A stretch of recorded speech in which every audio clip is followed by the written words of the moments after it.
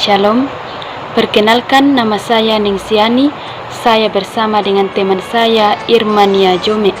Kami dari kelas B Pendidikan Agama Kristen di Institut Agama Kristen Negeri IAKN Toraja.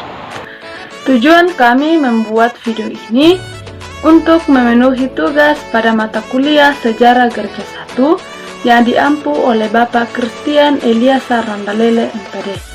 Dan dalam video ini kami akan mempresentasikan materi tentang latar belakang dan hasil keputusan Konsili Nicea dan Konstantinopel.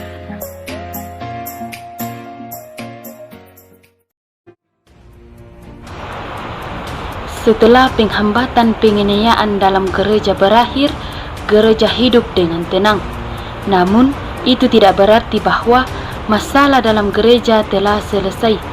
Justru muncul masalah baru dari dalam gereja. Yang dipersoalkan adalah hubungan antara Kristus dengan Allah Bapa yang disebut dengan Trinitas dan hubungan antara kedua tabiat Yesus, yakni keilahian dan kemanusiaan Yesus yang disebut dengan Kristologi.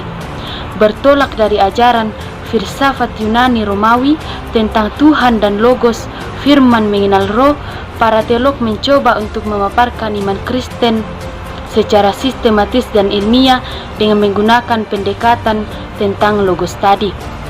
Namun, persoalannya adalah bahwa pendekatan filsafat Yunani Romawi ini menganggap bahwa zat ilahi itu bertingkat.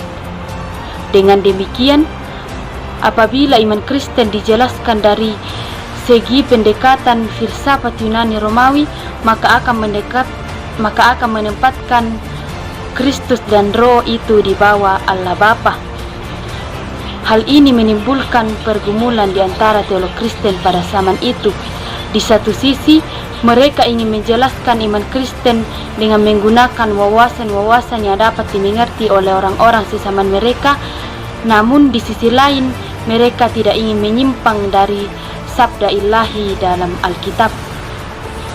Dengan persoalan atau pergumulan yang cukup rumit ini, kemudian melahirkan dogma Kristologi dan Trinitas.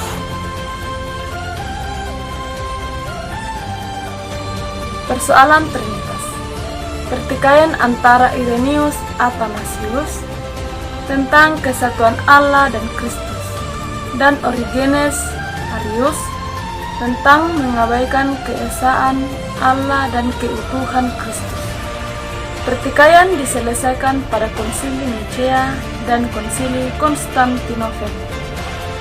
Trinitas Irenaeus yang memuat ajarannya, yaitu ajaran yang pertama, Kristus adalah Allah sepenuhnya.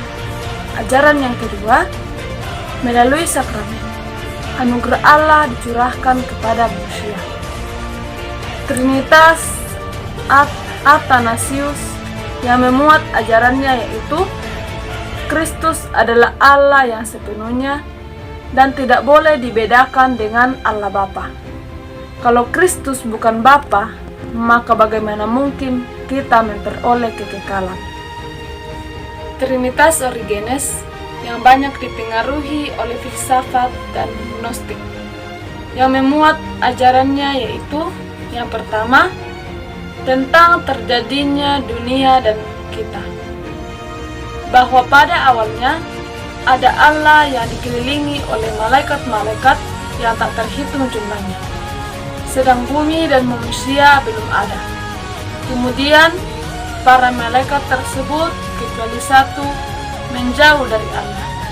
Semakin jauh dari Allah, malaikat-malaikat itu melekat pada sesuatu yang berat dan yang jelek yang tidak ada sebelumnya, yaitu materi. Demikianlah terjadinya dunia dan kita. Yang kedua, tujuan kedatangan Kristus ke dunia adalah untuk melepaskan malaikat-malaikat yang terkurung dalam materi itu. Kristus mengajarkan kepada para malaikat atau jiwa itu jalan untuk kembali kepada Allah, yaitu kasih dan askese. Yang ketiga, ajaran tentang Tritunggal. Kristus adalah Logos atau anak yang berasal dari Bapa dari kekekalan. Origenes menegaskan bahwa itu bukan sekedar suatu kuasa, melainkan oknum secara konkret. Trinitas Arius yang memuat ajarannya itu, anak atau logos itu adalah makhluk Tuhan yang sulung dan tertinggi derajatnya. Logos itu telah datang ke bumi selaku pengajar dan teladan bagi segala makhluk lain. Dengan rela hati, Kristus taat sepenuhnya pada Allah. Yesus merupakan makhluk yang sempurna, lebih tinggi dari malaikat, tetapi di bawah Allah.